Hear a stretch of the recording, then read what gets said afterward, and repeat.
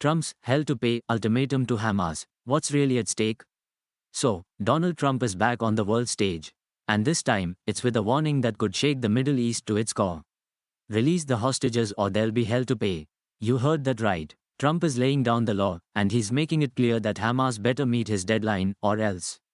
But before we dive into this ultimatum, let's set the scene. It's October 7, 2023. Hamas launches a brutal surprise attack on Israel. They killed, injured over 1,400 people, Israelis, civilians, soldiers, the works. It's chaos. In the midst of this bloodshed, Hamas takes hostages. Men, women, soldiers, foreign nationals, people from all over the world are dragged into Gaza, held against their will. This is the crisis Trump is referring to. The hostages, they're still being held, and many of them are still in Gaza, in uncertain, brutal conditions. International organizations, including the US, have been pushing hard for their release. Temporary ceasefires were agreed on before, but guess what? Each time, the deal fell apart. Violence picks up again, and those hostages remain pawns in a deadly game.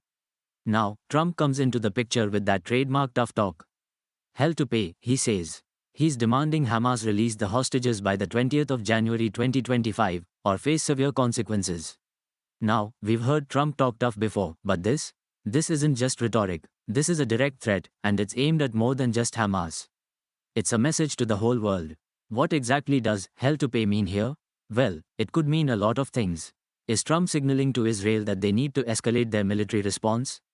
Could the US step in with more direct military action, strikes on Hamas's missile sites, command centers, or weapons depots? We're talking about major escalation.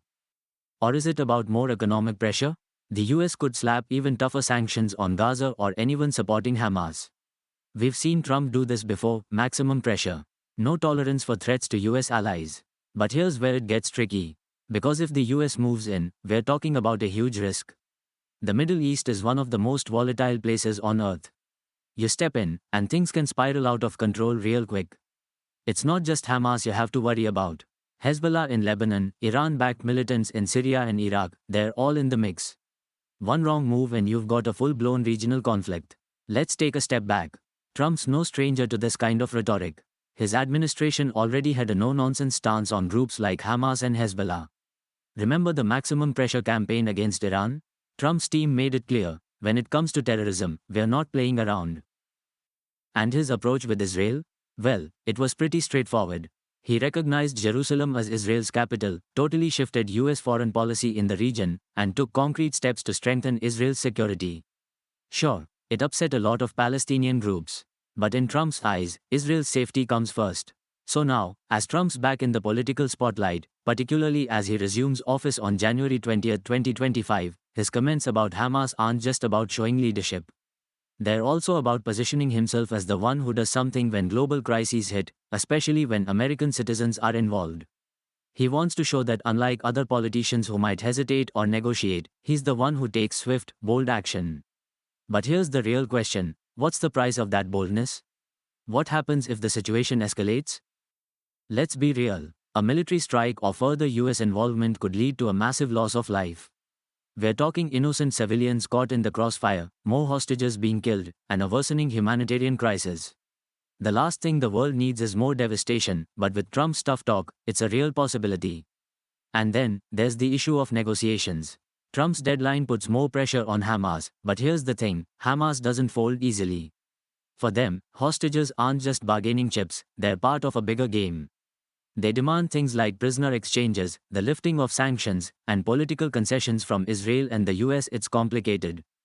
It's messy, and more often than not, deals fall apart when the violence continues. Hamas has always used these hostages as leverage, knowing that international actors, Israel, the US, the UN, will do anything to bring their people home. But in return, they want political power. They want recognition. And that's where it gets tricky. Trump's comments also resonate with his base back home. US support for Israel? Non-negotiable. And if you know anything about Trump's style, it's clear he's trying to make this about more than just hostages. It's about showing the world, and the American people, that he's the tough leader who won't back down when American interests and allies are at risk. His message? No more talking. Just action. But in the process, he's putting himself, and the world, on the edge of a dangerous precipice. Every action he takes could trigger a wave of consequences.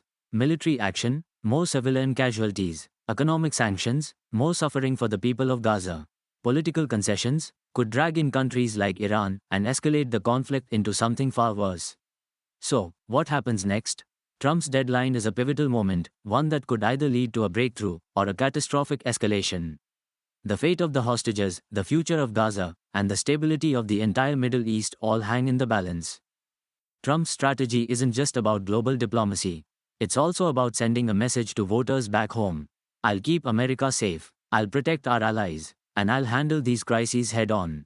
But the real question is, at what cost? What do you think? Will Trump's ultimatum lead to real change, or is it just more tough talk? Drop your thoughts in the comments below, and don't forget to subscribe for more on this developing story. Stay curious, stay informed, and keep watching the Daily Past.